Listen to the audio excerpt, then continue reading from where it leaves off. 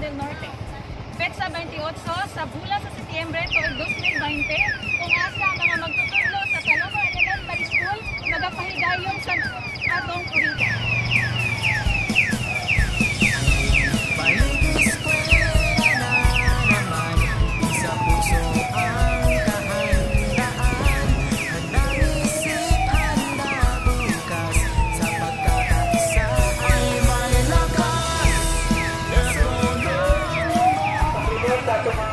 Karong October 2020, kini kabahin sa mando sa Department of Education.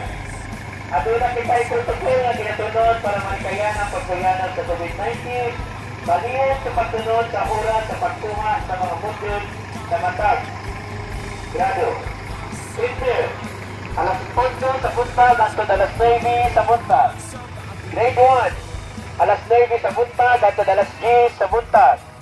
Grade 2, alas 10 sa buntag hangtod sa alas 11 sa buntag. Grade 3, alas 11 sa buntag hangtod sa alas 12 sa udto. Grade 4, alauna sa hapon hangtod alas 2 sa hapon. Grade 5, alas 2 sa hapon hangtod alas 3 sa hapon. Grade 6, alas 3 sa hapon hangtod alas 4 sa hapon.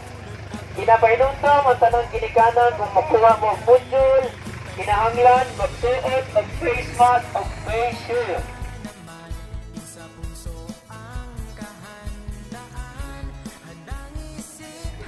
Sa mga lumalong children, higit sa kita, kaya masalamat, kawan sa mga mag-dinati arusan o sa mga matutundo, mayang buntag, kanatong face to face, gamit ang cellphone at radio base, yakapin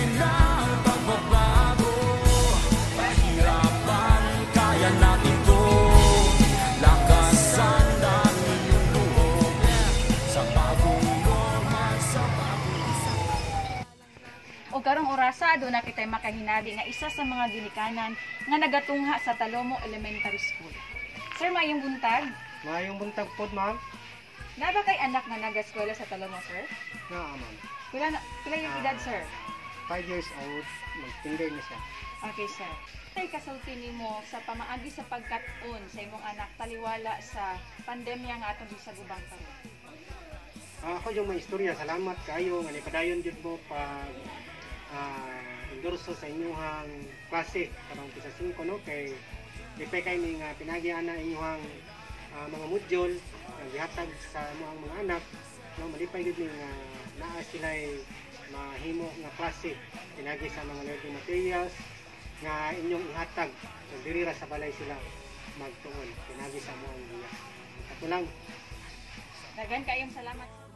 Hinitak na ato ang hinabion ang isa sa mga magtutudlo ni ining Talomo Elementary School. Ma'am, ayong buntag. Ayong buntag, ma'am. Kanina siya si Ma'am Quales, ang isa sa magtutudlo dinhi sa Talomo. Sa pagsugod sa klase, ma'am, unsa ba ang mga pagpangandam ang inyong gibuhat? Daghang kaimig pagpangandam nga gibuhat, ma'am. Nagrekurida mi, ma'am. Nagpahibalo mi sa mga tao, sa mga ginikanan, kung unsa ang buhaton sa pagkuha sa modules, unsa ang mga protocols, kanusa sila magkuha, unsa nga time, schedule. Sa mga ni ma'am, nagpapilit mi mga signages para sa health protocol, ras ani para ma-aware po daw mga ginikanan kung unsa ilang buhaton diri during magkuha sila og mga modules. Nagbutang mig mga paskin, wherein asa sila mo sulod, asa po sila mo gawas, napot may gipang prepare ng mga module, sama ani, mao niya mong ginapangbuhat karon ma'am, nag-print may self-learning modules para among ipanghatag sa mga kabataan, wherein sa balay sila magkakon ani, o gabayan sila sa ilang mga ginikanan. Daghan kayong salamat, Ma'am Quales, o sa ato mga nadungog, mao kato ang mga pagpangandam nga gibuhat sa mga magtutudlo dinhi sa Talomo Elementary School. Mao ka na ang mga panghitabo dinhi sa Talomo Elementary School. Ako si Rosie Imbralinan, reporting.